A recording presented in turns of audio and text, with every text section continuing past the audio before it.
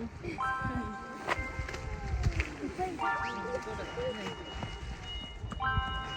wonder how deep it is.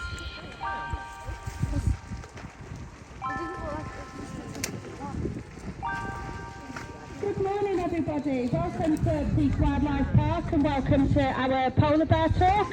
My name's Claire and I'm one of the keepers here. I'm currently right at the top of the hill. Everyone see me? Hi, morning. So I'm up here. If anyone can't hear me or wants to ask any questions at the end of the talk, then I will be here. Please come and speak to me and I will do my best to answer your questions. But hopefully you can all hear me. So welcome to our polar bear habitat. So we've got 3 polar bears here and they came from a zoo in Sweden called Orsa Predator Park that unfortunately closed down. So these guys needed a new home. So we were lucky enough to be able to have them. So we've got Hope, who is the mum, and she is 9 years old and she was born in France. And then we've got her 2 cubs, Nanook and Nori, who are both 20 months old. So the average lifespan of a polar bear is between 20 to 30 years. When you're given that range, it usually means 20 in the wild and 30 in captivity. So these guys are still pretty young, especially the little boys. So each one's got its own personality, very, very different from each other. So mum is a very good mum, she's protective, she's teaching the boys some manners, she's teaching them right and wrong, but she's also teaching them how to play. So it's she's really, really good. Then we've got the boys. So we've got Nanook, who is an absolute water baby. He spent all day in the water yesterday, apart from half an hour.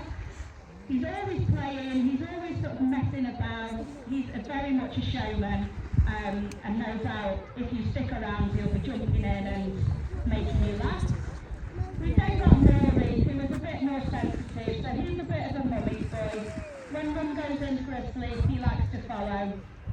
He's never normally too far away from mum, but this morning, oh yeah, she is out now. So this morning she was inside having a bit of a nap, and he was out on his own. So he is getting braver, but he is very much a mummy's boy. So from what I can see at the minute, you've got Hope, who is outside the water, and the 2 boys who are in the water. They are getting more and more difficult to tell apart.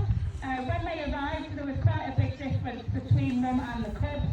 And in the 2 months that we've had them, they have grown significantly, and now it is getting quite difficult to tell who is who. So when they arrived, mum weighed 300 kilos and the boys weighed 250 kilos. But when the boys reach fully grown, they're going to weigh between 600 and 700 kilos. So they're going to be double the size of mum. So they are going to be huge. So we do feed our polar bears a seasonal diet, which is what they would have in the wild. So in the wild, in the Arctic, in the winter, when there's lots of ice and snow, they will go out onto the ice and they will hunt for seals, narwhals, things like that. But in the summertime, when the ice melts, the bears have to come in from the ice, because there isn't any ice, so they have to go inland and eat veg, or any sort of vegetation, or pretty much whatever they can find. So we replicate that by giving our bears a seasonal diet. So because it's the summer, they're currently getting a large amount of veg. Their favourite veg at the minute is carrots, apples, lettuce, butternut squash, which they like to play with first.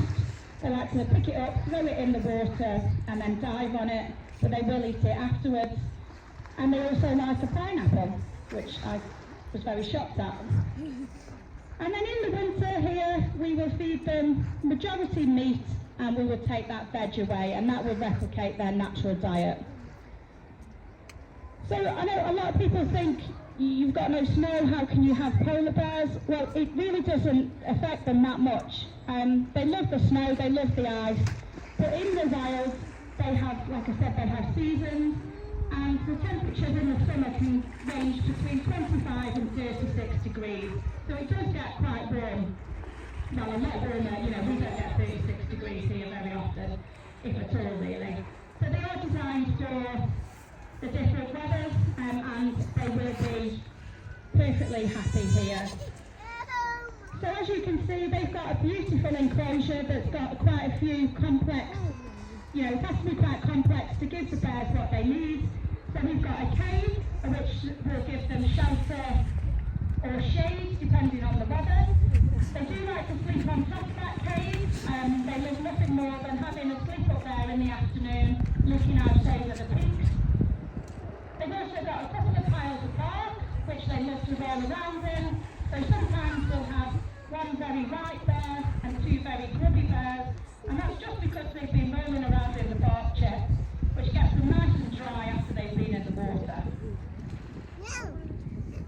But the main feature in the enclosure is the water. So that water is 6 metres deep. It's really good for them to play in, to exercise in, and to cool off if it gets a little bit warm. So it's really good as well that they have a large body of water that's deep enough so that it takes the weight off the joints. Because like I said earlier, these guys are really, really heavy and are going to continue to get heavier and heavier. So polar bears have got some adaptations to the environment in which they live. So they've got small ears and a small tail, and this basically reduces the amount of heat that can be lost from those areas. And also, you don't want a long tail if you live on the ice, because the chances are you're going to get frostbite. So a small tail means no frostbite, which is good for them. Polar bears have also got small eyes. Now this is to reduce the UV rays going into the eyes, which can cause damage if there's too much. So obviously you get the UV rays down from the sun, but when it's icy or snowy you also get it bouncing back up off the floor. So nice small eyes stops the amount of UV rays. They've got claws that are non-retractable, which means they've got a good grip on the ice and the snow, and it means that they are ready to grab a seal if one happens to come past. They've got 2 layers of hair. So the first layer sort of traps the air close to the body, which keeps them nice and warm, and then the second coat is the more waterproof coat.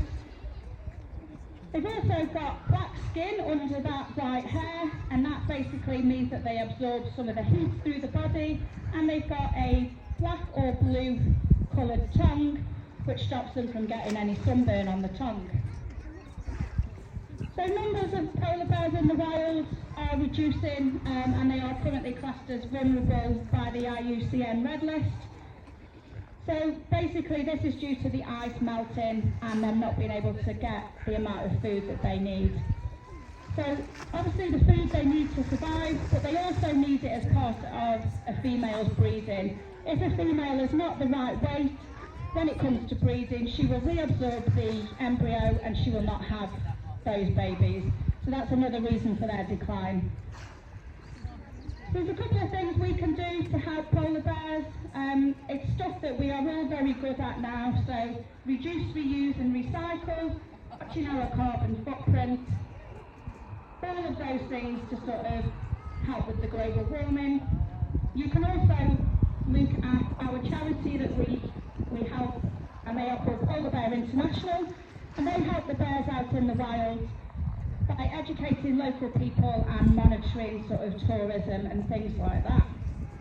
So I'll stop talking now and let you enjoy the bears. Thank you very much for listening. Your next talk is at 12 o'clock, and that is at the Penguins. Like I said, I will be here for a little bit. If anyone has any questions, please feel free to come and ask me. But if not, thanks for listening again and enjoy your day.